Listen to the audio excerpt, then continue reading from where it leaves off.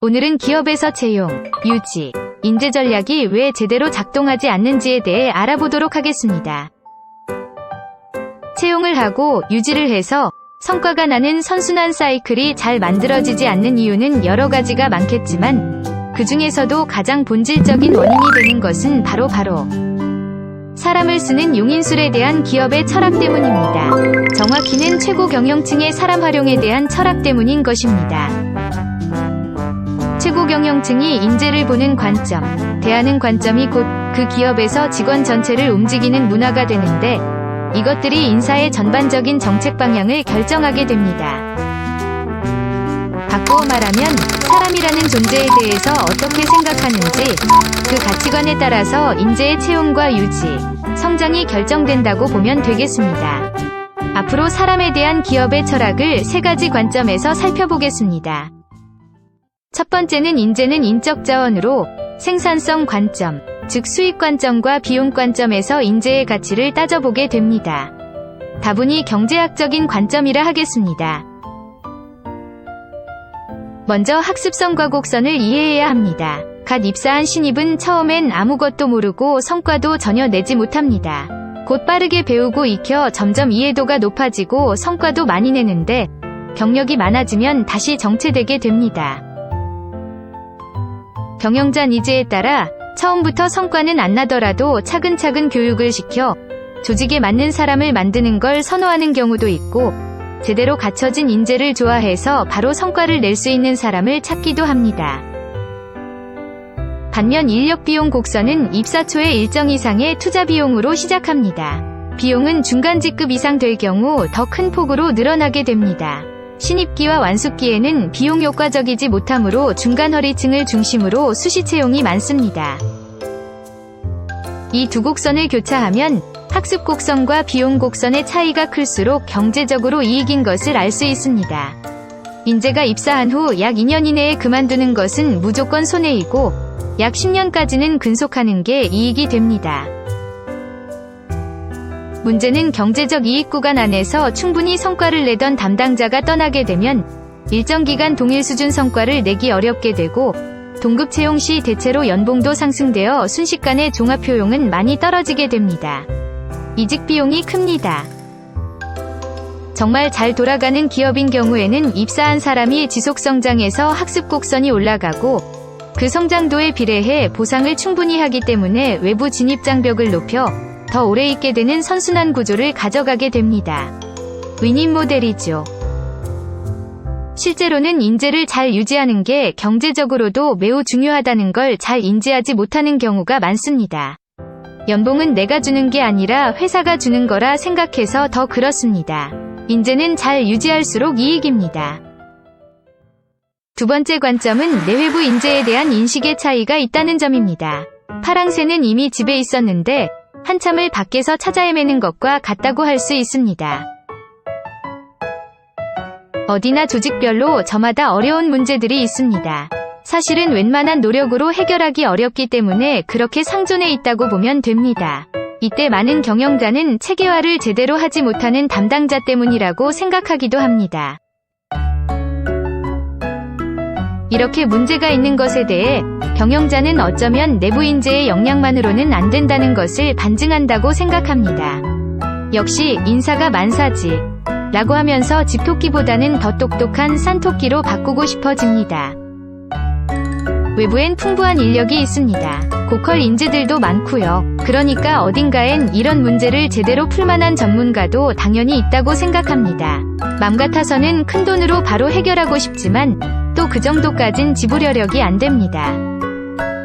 그러다 보니 적정한 몸값에 제대로 역량을 갖춘 누군가가 와줬으면 좋겠다고 생각하고 계속 찾습니다. 이 연봉에 이 정도 일이면 올만도 한데라고 하면서 또 찾습니다. 경험이든 솔루션이 있어 보이면 바로 확인합니다.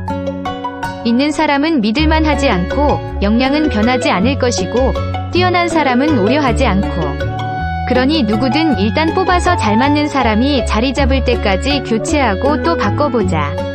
이게 채용 실패를 가속화하게 됩니다. 결과적으로 우리가 만들어야 할 제도, 체계, 시스템은 뛰어난 인재들만이 만들 수 있다는 믿음이 뛰어난 사람들만을 찾게 되는 결과로 이어집니다. 역량은 불변이고 뛰어난 인재가 뛰어난 성과를 낸다는 결정론 마인드셋이 됩니다. 반대로 생각해보면 평범한 사람도 비범한 성과를 낼 수 있게 하는 체계나 시스템도 있습니다. 즉 보통의 사람들도 시스템을 통해 뛰어난 성과를 만들 수 있고 더 향상된 시스템으로 업그레이드 해갈 수 있습니다. 우수한 인재들이 바보 같은 시스템에서 둔재가 돼가는 경우는 숱하게 많고 평범한 인재들이 우수한 시스템에서 성과를 내는 경우는 드물게 있습니다. 우리는 누구나 성장할 수 있다는 확신에 기반한 시스템을 만들어야 합니다. 세 번째는 직원과 회사의 관계, 특히 대리 프로세스를 봐야 합니다. 직원은 회사를 욕하고 회사는 직원들을 믿지 못하고 배신의 치를 떱니다. 이것이 우리가 생각해봐야 할 유지 전략의 세 번째 포인트입니다. 때론 한둘의 골칫덩이로 생각되는 직원이 경영자의 속을 긁어대기도 하는데 이건 경영자 입장에서 소수의 문제이기 때문에 그다지 큰 타격은 아닐 수 있습니다. 그런데 그런 사람들이 아주 많아져서 회사와 직원들이 서로 반목회 등을 돌리게 되면 문제는 아주 심각해집니다. 정책이나 제도로 결집되지 않고 어떤 일이든 효과는 떨어지고 무엇을 하든 냉소주의가 되어버립니다. 의사결정권자 입장에서도 더 이상 직원을 당신 관점에서 케어라는 것을 하고 싶어지지 않게 되어버립니다. 그저 시간을 축내고 놀지 않게 감시하고 견제하는 슈퍼바이저로 점점 바뀌게 되어버립니다. 두 편의 입장차는 매우 크게 갈립니다. 반밖에 안 준다는 사람과 반이나 줬는데 왜 그럴까라고 생각하는 사람이 양쪽에서 서로 줄을 잡아당기는 대결 양상이 쉽게 벌어집니다. 이는 물론 서로 입장차에서 간격이 있는 것도 있지만 많은 경우는 그 중간에 있는 인사조직이나 직책자, 기타 채널에서 진심이 왜곡되는 경우가 많기 때문이기도 합니다. 결국 서로 삐지고 진심은 뒤통수를 맞습니다.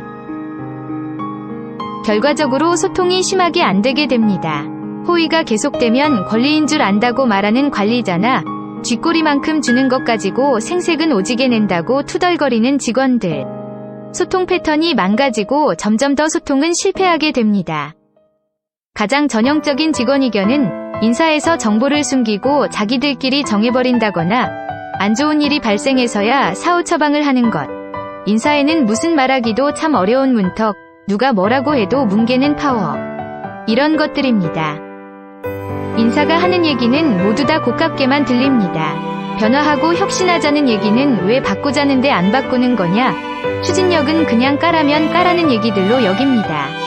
물론 인사는 억울합니다. 인사 본인들의 의지도 아닌데 말이지요. 경영자는 경영자대로 짜증이 납니다. 그렇게 얘기해도 그렇게 여러 번 반복을 해도 바뀌는 게 없고 항상 일은 터지던 데에서 터집니다. 방식을 바꿔도 마찬가지입니다. 그래서 때로 제대로 창의적인 방식을 강압하기도 합니다. 정말 창의적이고 싶으면 그냥 즐기게 하면 됩니다. 생각하지 말고 걱정하지 말고 하고 싶은 것을 제대로 할 수 있게 해주면 즐기게 되고 창의성은 자연스럽게 발현되게 됩니다. 세계를 석권하는 K문화만 봐도 한국인이 창의적이지 못한 건 아닌 것 같습니다. 적어도 그들은 자율과 같이 작동하는 창의는 그들의 여가 시간에는 발휘할 수 있다고 얘기합니다. 말하자면 창의적일 수 있는 그들을 움직이게 하는 작동 원리가 제대로 갖춰지지 않은 것 아닐까 하는 생각이 듭니다.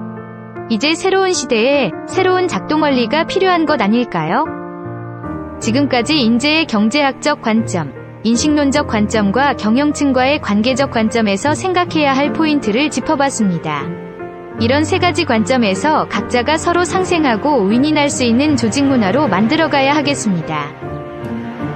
이 외에도 여러 가지 많은 이슈가 있을 수 있지만 꼭 생각해야 봐야 할 포인트 위주로만 정리해봤습니다. 이런 포인트를 생각하고 채용, 유지, 인재 전략을 생각해보는 것만으로도 이전보다는 나아질 듯 합니다. 감사합니다.